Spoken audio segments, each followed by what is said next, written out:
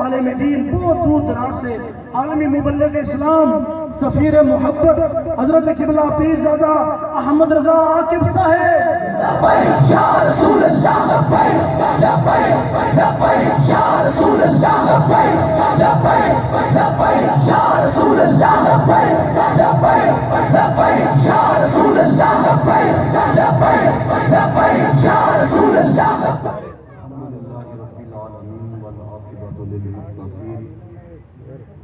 والصلاة والسلام على سيد الأنبياء والمرسلين قال الله تعالى تبارك في القرآن المجيد والفرقان الحميد أعوذ بالله من الشيطان الرجيم بسم الله الرحمن الرحيم قل إن كنتم تحبون الله فاتبعوني يحببكم الله صدق الله ومولانا العظيم وصدق رسوله النبي الكريم الرؤوف الرحيم إن الله وملائكته يصلون على النبي يا أيها الذين آمنوا صلوا عليه وسلموا تسليما الصلاة والسلام عليك يا سيدي يا رسول الله وعلى آلك وصحبك يا سيدي يا رحمة للعالمين.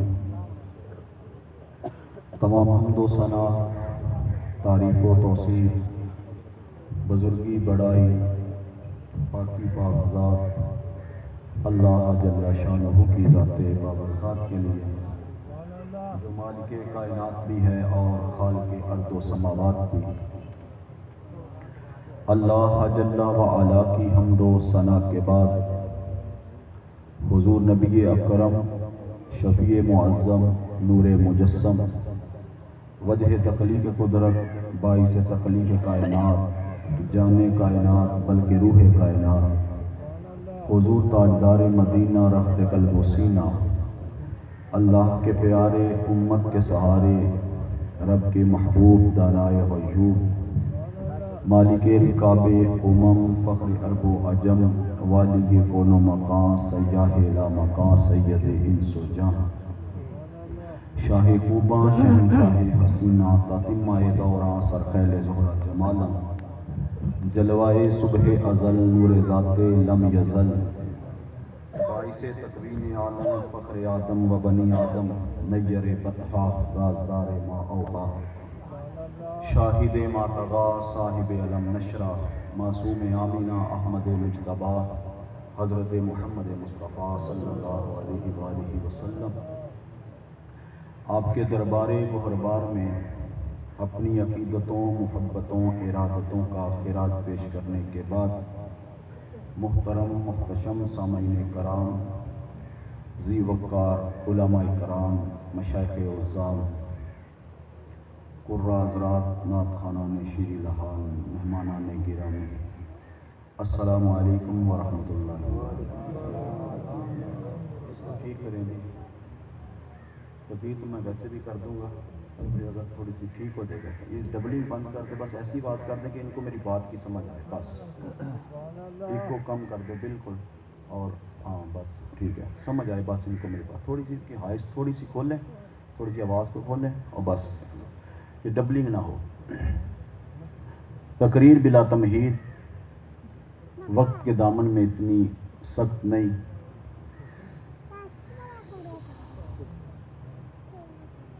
اللہ تعالیٰ نے قرآن مجید میں ارشاد فرمایا قل ان کنتم تحبون اللہ فاتبعونی یحببکم اللہ. قل اے پیارے محبوب فرما دیجئے ان کنتم تحبون اللہ اگر تم اللہ تک پہنچنا چاہتے ہو فاتبعونی میری اتباع کرو یحببکم اللہ تو پھر اللہ تمہیں اپنا محبوب بنا لے گا. کی محمد سے وفا تو نے تو ہم تیرے ہیں یہ جہاں چیز ہے کیا لوح و قلم تیرے. یہ جہان بھی تیرا ہو جائے گا اور وہ جہان بھی تیرا ہو جائے گا اگر تو حضور کا ہو گیا. حضور نے فرمایا من احبانی کانا معی فی الجنہ جس نے میرے ساتھ پیار کیا کل کو وہ جنت میں میرے ساتھ ہوگا. لجپال پریت نو توڑ دے نہیں لجپال پریت نو توڑ دے نہیں جدی باں پھڑ دے پھر چھوڑ دے نہیں. محبت کی کچھ علامات ہیں ان میں سے ایک دو کا ذکر کر کے اجازت چاہوں گا. پہلی محبت کی علامت یہ جو آپ محفل سجا کے بیٹھے. حضور علیہ الصلوۃ والسلام نے ارشاد فرمایا من احب شیئا اکثر ذکرہ، بندے کا جس کے ساتھ پیار ہوتا ہے بندہ کثرت کے ساتھ اس کا ذکر کرتا ہے. اسی لیے جب موسم میلاد آتا ہے ہم گھر گھر محافل میلاد کا اہتمام کرتے ہیں. معراج النبی کا موسم آتا ہے مساجد میں چراغاں کرتے ہیں، محفل کا اہتمام کرتے ہیں. ہمارا کوئی فوت ہو جاتا ہے ہم کل شریف پر، ساتے پر، دسویں پر، چہلم پر، برسی پر حضور کا ذکر چھیڑ کے بیٹھ جاتے ہیں. ہمارے کسی نوجوان کی شادی ہوتی ہے، مہندی والی رات ہم محفل میلاد سجا کے بیٹھ جاتے ہیں. در حقیقت ہم حضور کے ذکر کے بہانے تلاش کرتے ہیں. میاں محمد بخش عارف کھڑی کہتے ہیں جو کسے دا عاشق ہوندا اسے دی گل کردا، سو مکر بہانے پا کے او دئی مرنے مردہ. محبت کی ایک علامت یہ ہے کہ بندے کا جس کے ساتھ پیار ہو، حضور فرماتے ہیں حبو کا شیء یومی و یوسم، بندہ اس کی محبت میں اندھا اور بہرا ہو جاتا. اس کو اپنے محبوب کے سوا کچھ نظر ہی نہیں آتا، سنائی نہیں دیتا. نہ وہ اپنے محبوب میں کوئی عیب دیکھتا ہے اور نہ کسی سے اپنے محبوب کے خلاف کوئی بات سنتا ہے. اور یہ محبت کا تقاضا ہے کہ جہاں محبت ہو وہاں عیب نظر آتے بھی نہیں اور آنے بھی نہیں چاہیے. اگر آئیں تو پھر محبت میں بندہ ناقص ہے، پھر محبت میں بندہ کامل نہیں ہے. یہ میں مجازی محبت کی بات کر رہا ہوں. جہاں عیب ہیں وہاں عیب ہونے کے باوجود محبت ہو جائے تو عیب نہیں نظر آتے. جہاں عیب ہوں، کوئی بندہ ایسا ہے کہ جس میں عیب نہ ہو، ہزار خوبیاں ہوں ایک آدھی خامی ضرور ہوتی ہے، ہزار خامیاں ہوں ایک آدھی خوبی بھی ضرور ہوتی ہے. اسی لیے تو کسی نے خوب کہا تھا کہ جب تم اپنے دوست کو دیکھو تو ذرا غور سے نہ دیکھا کرو، ہو سکتا ہے تمہیں کوئی خامی نظر آ جائے. اور جب تم اپنے مخالف کو دیکھو تو ذرا غور سے دیکھا کرو، ہو سکتا ہے تمہیں کوئی خوبی نظر آ جائے. ہر انسان میں خوبیاں بھی ہیں، ہر انسان میں خامیاں بھی ہیں. خامیاں ہونے کے باوجود خامیاں نظر نہیں آتی کیونکہ یہ محبت کا تقاضا ہے. آنی بھی نہیں چاہیے. محبوباں اُتے نکتا چینی جڑا کرن تو باز نہیں آندا، اصل منافق جانیے اس نو جھوٹا پیار جتاندا. سانو دسیا عشق دے مفتی جڑا مڑ مڑ اے فرماندا، آزم جتھے دل لگ جاوے اتھے عیب نظر نہیں آتا. جہاں دل لگ جائے وہاں عیب نظر، جہاں دل لگ جائے وہاں عیب نظر نہیں آتا اور آنا بھی چاہیے نہیں. یارو جہاں دل لگ جائے وہاں عیب نظر نہیں. عیب ہیں، عیب ہونے کے باوجود عیب نظر آتا نہیں کیونکہ وہاں دل لگ گیا. جہاں دل لگ جائے وہاں عیب ہیں، عیب ہونے کے باوجود عیب نظر نہیں آتے. جہاں عیب ہیں وہاں عیب ہونے کے باوجود عیب نظر نہیں آتے. تو اس ذات میں عیب تلاش کر رہا ہے جس ذات میں عیب ہیں ہی نہیں.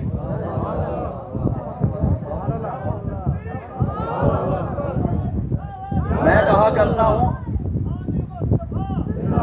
کرتا ہوں کہ لیلا کو دیکھنا ہو تو مجنو کی نگاہ سے دیکھا کرو، محبوب کو دیکھنا ہو تو محب کی نگاہ سے دیکھا کرو. اگر نبی کو دیکھنے کا شوق ہو تو صحابی رسول کی نگاہ سے دیکھا. صحابی رسول حضرت حسان بن ثابت سے پوچھیں کہ حضرت حسان بن ثابت سے پوچھیں حضور کیا ہے؟ کون حضرت حسان بن ثابت؟ حضور علیہ الصلوۃ والسلام فرماتے ہیں مومن اور منافق میں پہچان ہے حضرت حسان بن ثابت. مومن حضرت حسان بن ثابت سے عداوت نہیں رکھتا اور جو منافق ہے وہ حضرت حسان بن ثابت سے محبت نہیں رکھتا. حضرت حسان بن ثابت نے 120 سال عمر پائی ہے. اس چیز کا تو آپ کو پتہ ہے نا سب کو، پتہ ہے نا سب کو کہ حضرت حسان بن ثابت نے 120 سال عمر پائی ہے. آگے میں آپ کو بتاتا ہوں آپ کے والد نے بھی 120 سال عمر پائی ہے. ہاں جی، آگے ان کے والد نے بھی 120 سال عمر پائی ہے. آگے ان کے والد نے بھی 120 سال عمر پائی ہے. یہ عرب میں واحد گھر ہے جن کی 4 نسلوں نے 120 سال عمر پائی ہے. آپ کے بیٹے تھے عبد الرحمن بن حسان بن ثابت. وہ جب کبھی موت کا ذکر ہوتا نا یوں ٹانگے پھیلا لیتے، کہتے ہمیں تو 120 سال بعد جا کے موت آئے گی. مگر ہوا یہ کہ 48 سال کی عمر میں وہ انتقال کر گئے. یہ یار مالک کے ضابطے ہیں، قانون ہیں، اس کے معاملات ہیں. تو آنے کی ترتیب ہے، جانے کی ترتیب نہیں. پہلے دادا آتا ہے، پھر باپ آتا ہے، پھر پوتا آتا ہے، بیٹا آتا ہے. ایسے آنے کی ترتیب ہے، دادا بیٹا پوتا. مگر جاتے وقت بعض اوقات ایسا ہوتا ہے کہ دادا بھی موجود ہے، باپ بھی موجود ہے، پوتے کا جنازہ ہوتا ہے. یہ جانے کی ترتیب نہیں ہے، آنے کی ترتیب ہے. خدا کرے یہ غم اللہ کسی کو یہ بیٹے کی جدائی کا غم کسی کو نہ دکھائے. یہ بہت بڑا غم ہے. ہاں جی، اللہ اکبر کبیرہ. حضرت حسان بن ثابت رضی اللہ تعالیٰ عنہ نے 60 سال حالت کفر میں گزارے، 60 سال دامن مصطفیٰ سے وابستہ رہ کے گزارے. حضور علیہ الصلوۃ والسلام کے ثنا خان تھے. حضور علیہ السلام ان کو مسجد نبوی کے صحن میں ممبر بچھا دیتے اور فرماتے حسان اس کے اوپر بیٹھ جا، میری نعت سنا. حضرت حسان بن ثابت ممبر پر بیٹھ جاتے، حضور یوں نیچے بیٹھ جاتے. حضرت حسان بن ثابت نبی پاک صلی اللہ علیہ وسلم کی نعت سناتے. اچھا یاد رکھیے یار، میں آج آپ کو احساس کمتری سے نکال جاؤں. کچھ لوگ بعض اوقات احساس کمتری کا شکار ہو جاتے ہیں. دیکھو جی فلاں کو بھی سٹیج پہ بٹھا لیا، فلاں کو بھی سٹیج پہ بٹھا لیا، مجھے سٹیج پہ نہیں بٹھایا. تو یہ جو ہم یہاں پہ ممبر پہ بیٹھ کے حضور کی ثنا کرتے ہیں، نظم میں کریں یا نثر میں کریں، یہ ہم صحابی رسول کی سنت کو ادا کر رہے ہیں. یہ جو آپ نیچے بیٹھ کے سماعت کر رہے ہیں، یہ مصطفیٰ کی سنت کو ادا کر رہے ہیں. یہ آپ مصطفیٰ کی سنت کو ادا کر رہے ہیں. حضرت حسان بن ثابت ممبر پہ بیٹھ کے کیا پڑھتے ہیں؟ وَأَحْسَنُ مِنْكَ لَمْ تَرَ قَطُّ عَيْنِي وَأَجْمَلُ مِنْكَ لَمْ تَلِدِ النِّسَاءُ خُلِقْتَ مُبَرَّأً مِنْ كُلِّ عَيْبٍ كَأَنَّكَ قَدْ خُلِقْتَ كَمَا تَشَاءُ. آقا آپ جیسا خوبصورت میری آنکھوں نے کوئی دیکھا ہی نہیں. پھر خیال آیا ہوگا 1400 سال بعد کوئی کہہ نہ دے ہے تھا، مگر حسان بن ثابت کو نظر نہیں آیا. کہا نہیں نظر کیسے آتا، کسی ماں نے جنا ہی نہیں. حسینہ جمیلاں دا منہ موڑ دیتا، محمد بنا کے قلم توڑ دیتا. تو اجے میرا یار نہیں ڈٹھا، جنوں ویکھ کے چن شرماوے. ادھی راتی دن چڑھ جاوے، جے او مکھ تو نقاب اٹھاوے. جے او ہاتھ پھلاں وچ رکھدا، ہاتھ پھلاں تو ود جاوے. نین نشیلے مست رسیلے وچ سونا کجل سہاوے. اکھ اگڑے تے انج پیا جاپے، جویں میں خانہ کھل جاوے. توبہ توبہ حسن سجن دا، اتے چال نہ چلی جاوے. علم خدا نے اینا دتا، عقلاں وچ نہ آوے. علم خدا نے اینا دتا، عقلاں وچ نہ آوے. عقل خدا نے اینی دتی، علماں وچ نہ آوے.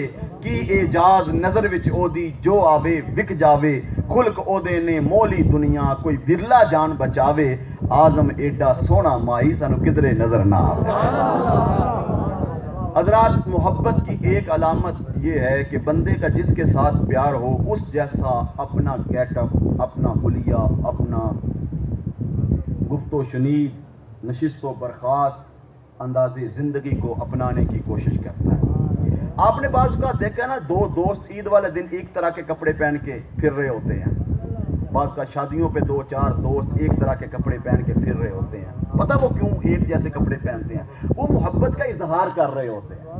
زمانے والوں کو بتا رہے ہوتے ہیں، زمانے والوں ہمارا آپس میں بڑا پیار ہے، دیکھ لو ہماری گڑی ایک جیسی، ہماری ٹور ایک جیسی، ہمارا کپڑے ایک جیسے، ہماری جوتا ایک جیسا، ہمارے اندر بڑا پیار ہے. تسی جنہ مرضی سڑو پائیں.